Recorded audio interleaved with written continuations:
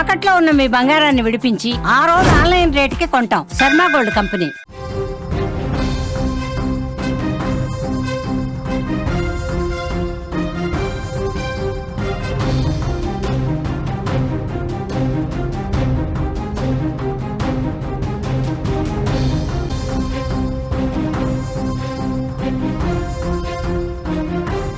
కూకట్పల్లి సహస్ర హత్య కేసులో సంచలన విషయాలు బయటకు వస్తున్నాయి.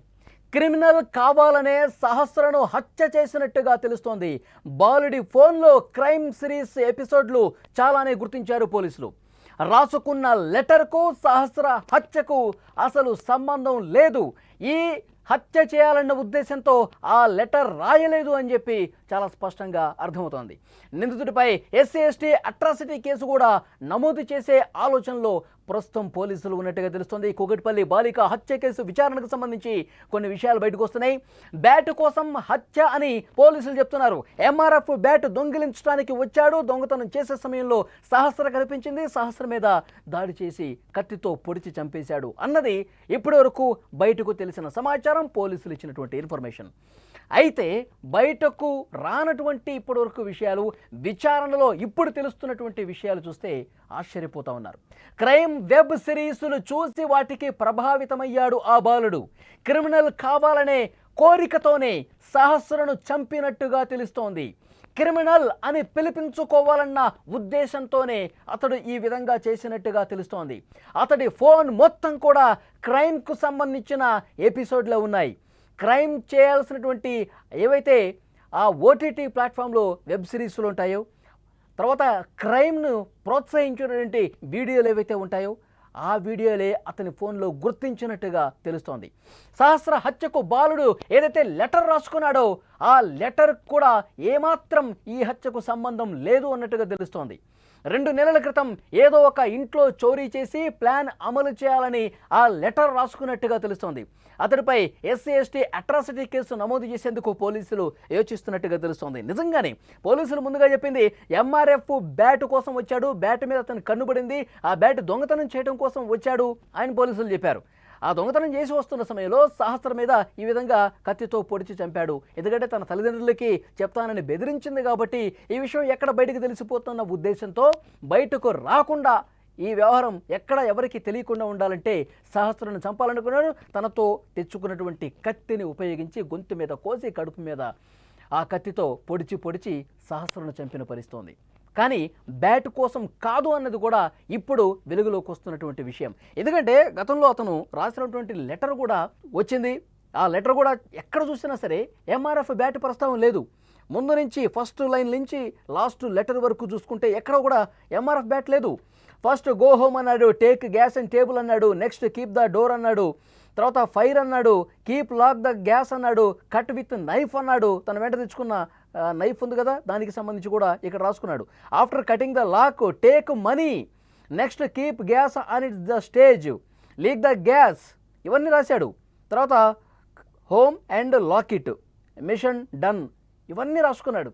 నిజంగా ఎంఆర్ఎఫ్ బ్యాట్ కోసమే పోలీసులు చెప్తున్నారు కదా, ఎంఆర్ఎఫ్ బ్యాట్ కోసమే వచ్చాడు, బ్యాట్ దొంగతనం చేయడం కోసమే వచ్చాడు అనుకుంటే ఈ లెటర్ రాసింది, ఈ స్టెప్ బై స్టెప్ ఏదైతే రాసుకున్నాడో అది కేవలం ఈ దొంగతనం కోసమే అనుకుంటే ఎంఆర్ఎఫ్ బ్యాట్ ప్రస్తావన ఉండేది. కానీ ఈ దొంగతనానికి ఇప్పుడు ఈ సహస్రను చంపిన కేసుకు ఈ మీరు స్క్రీన్ మీద చూస్తున్నటువంటి ఈ లెటర్కు ఏమాత్రం సంబంధం లేదు. ఇది ఎప్పుడో 2 నెలల క్రితమే రాసుకున్నాడు. అప్పుడు ఒకసారి దొంగతనానికి ప్రయత్నం చేసినప్పుడు అది రాసుకున్నటువంటి కాగితం, ఆ స్టెప్ బై స్టెప్ రాసుకున్నటువంటి విషయానికి సంబంధించి ఆ 2 నెలల క్రితం తను వేసుకున్నటువంటి ప్లాన్కి సంబంధించి పేపర్ ఇది. సహస్ర మర్డర్ కేసుకి ఈ పేపర్కి ఇప్పుడు రాసుకున్నటువంటి ఈ స్క్రిప్ట్కి ఏమాత్రం సంబంధం లేదు అన్నది కూడా అర్థమవుతుంది. ఇప్పుడు పోలీసుల విచారణలో తేలుతుంది ఏంటంటే అతడి ఫోన్ చెక్ చేశారు. అతడి దగ్గర ఫోన్ ఉంది. వాళ్ళ తల్లి కూడా మందలించింది, ఎప్పుడు ఫోన్ చూస్తుంటావు, పిచ్చి పిచ్చి వీడియోలన్నీ చూస్తుంటావు, క్రైమ్ వీడియోలన్నీ చేస్తుంటావు అని చెప్పి ఫోన్ కూడా ఒక సందర్భంలో లాక్కుందంట. ఆ ఫోన్ పరిశీలిస్తే అందులో మొత్తం కూడా అతను చూసినటువంటి ఆ క్రైమ్ హిస్టరీ మొత్తం ఒకసారి చూస్తే యూట్యూబ్ చూసినటువంటి వీడియోలు కావచ్చు, మిగతా ఓటీటీ ప్లాట్ఫామ్స్లో చూసిన వీడియోలు కావచ్చు, అన్నీ క్రైమ్ ఏ విధంగా చేయాలి, ఏ విధంగా మర్డర్లు చేయాలి, ఏ విధంగా చేసి తప్పించుకోవాలి, అలాంటి దారుణమైనటువంటి వీడియోలు ఉన్నాయి. దొంగతనం ఎట్లా చేయాలి, హత్య ఎట్లా చేయాలి, చేసిన తర్వాత ఏ విధంగా తెలివిగా తప్పించుకోవాలి, వాటిని తెలియజేసే విధంగా ఆ వీడియోలు చూసి పోలీసులే షాక్ అయిపోతున్న పరిస్థితుంది. కేవలం నేను ఒక క్రిమినల్ని, నేను ఏదైనా చేయగలను, ఏది చేసినా నేను తప్పించుకోగలను, ఇలాంటి మైండ్ సెట్ ఆ బాలుడిలో ఉన్నట్టుగా తెలుస్తోంది. ఇలాంటి ఆలోచన ధోరణి అతనిలో పేరుకుపోయినట్టుగా తెలుస్తోంది. నేను క్రిమినల్ అని చెప్పి నిరూపించుకోవాలి. ఇప్పుడు వీడియోలో చూస్తూ ఉంటారు కదా, చాలా తెలివిగా మర్డర్లు చేసేసి పోలీసులకు చుక్కలు చూపిస్తున్న క్రిమినల్ అని చెప్పి ఇలాంటి వెబ్ సిరీస్లు ఎపిసోడ్లు ఉంటాయి. పోలీసులు ఆ క్రిమినల్ని పట్టుకోవడానికి ఇన్వెస్టిగేట్ చేస్తూ ఉంటారు. కానీ వాడిని పట్టుకోవడం ఎప్పుడో క్లైమాక్స్లో పట్టుకుంటారు. మనం చూసే సినిమాల్లో అలాగే చేస్తాయి.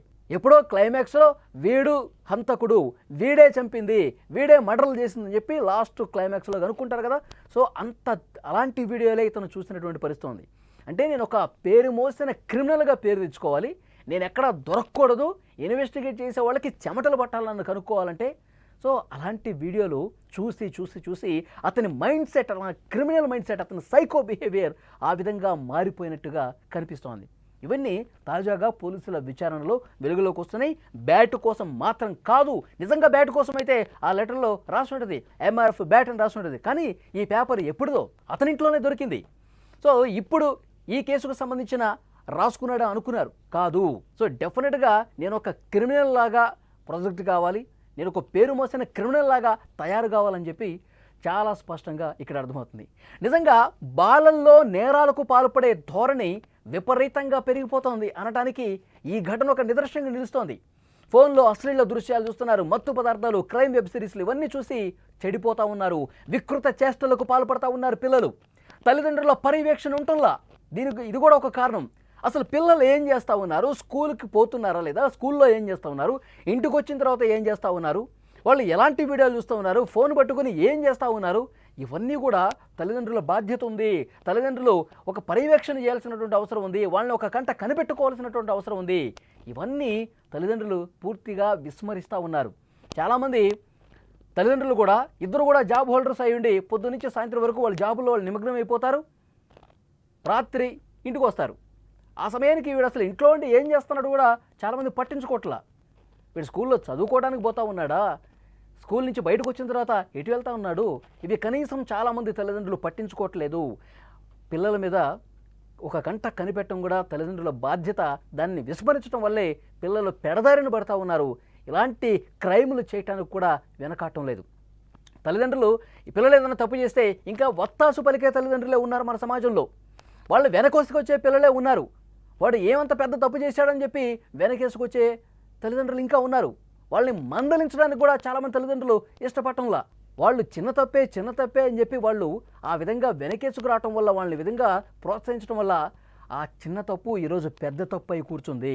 వాళ్ళు జైళ్లలో మగ్గాల్సిన పరిస్థితి తీసుకొస్తూ ఉంది. పిల్లల్ని మీరు వెనకేసుకురావటం వల్ల, వాళ్ళ తప్పులు వాళ్ళు తెలియకపోవటం వల్ల, మీరు నచ్చజెప్పకపోవటం వల్ల, ఇది కరెక్ట్ కాదు, ఇది పద్ధతి కాదని చెప్పకపోవటం వల్ల చాలామంది పిల్లలు ఈ విధంగా జైళ్ల పాలవుతున్నారు, పెద్ద తప్పులు చేసే స్థాయికి ఎదుగుతున్నారు, క్రిమినల్గా తయారైపోతున్న పరిస్థితి ఉంది.